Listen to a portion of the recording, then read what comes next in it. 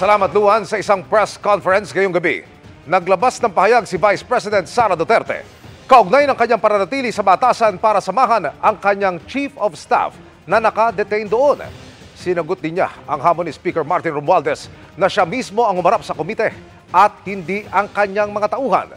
Nakatutok live si Jonathan Andal. Jonathan.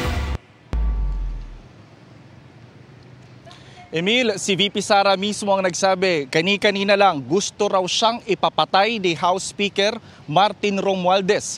Sinabi yan ni VP Sara nang ikwento niya na pinapaalis na siya ng House Sergeant at Arms sa Batasan Complex dahil iniisip daw nila ang seguridad ng bise. Pero sabi ni VP Sara, hindi siya security problem dahil may sarili naman siyang security. Narito ang pahayag ni VP Sara.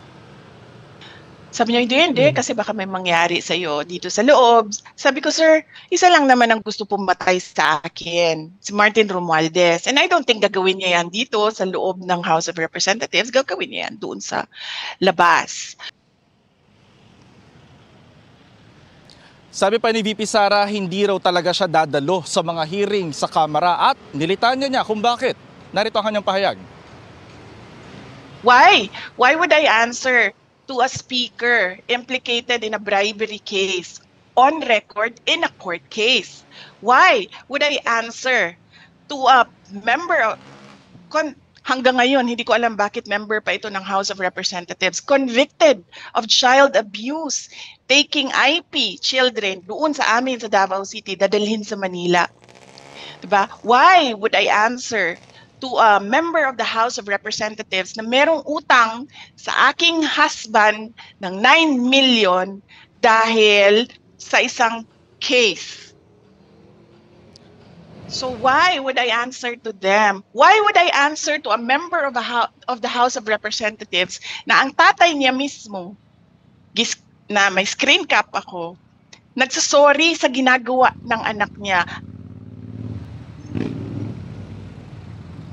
Hindi pinangalanan ni VP Sara pero sabi niya miyembro ang mga yan ng Committee on Good Government and Public Account na binubusisi ang OVP at DepEd Fund. Sabi pa ni VP Sara, may nakahanda na siyang mga kaso laban sa ilang miyembro ng 19th Congress gaya ng pag-question sa constitutionality ng mga idinadaos na hearing patungkol sa kanya. Pero hindi pa raw siya fully committed na iakyat ito ngayon sa Korte Suprema. Ang plano raw ng bise, samahan sa detention center sa Kamara si Yusek Zuleika Lopez at ang iba pang staff ng OVP na ipaparesto ng Kamara hanggang paglipas ng bagong taon. Pumalag din si VP Sara sa hamon ni Speaker Romualdez na siya mismo ang dumalo sa halip ng kanyang mga tauhan sa Kamara at sa halip ng kanyang mga tauhan na nagpapaliwanag tungkol sa paggastos ng pondo. Narito ang kanyang pahayag. I do not gave him my trust and confidence as congressman. I did not vote for him as Speaker of the House of Representatives. Diba? So, kilala ko siya as Martin Romualdez, but I did not vote for him for congressman and Speaker. So, wag niya akong pagsabihan kung ano yung dapat kong gawin.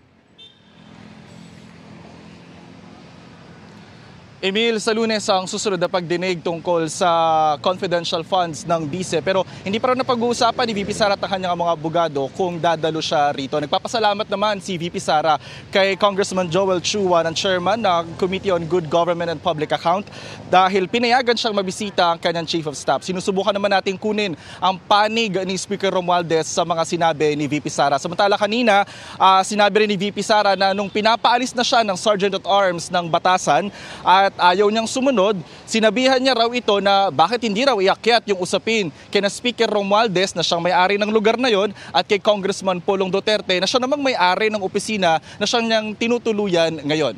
Yan muna ang latest sa press conference ni VP Sara. Balik sa iyo, Emil. Maraming salamat, Jonathan Andal.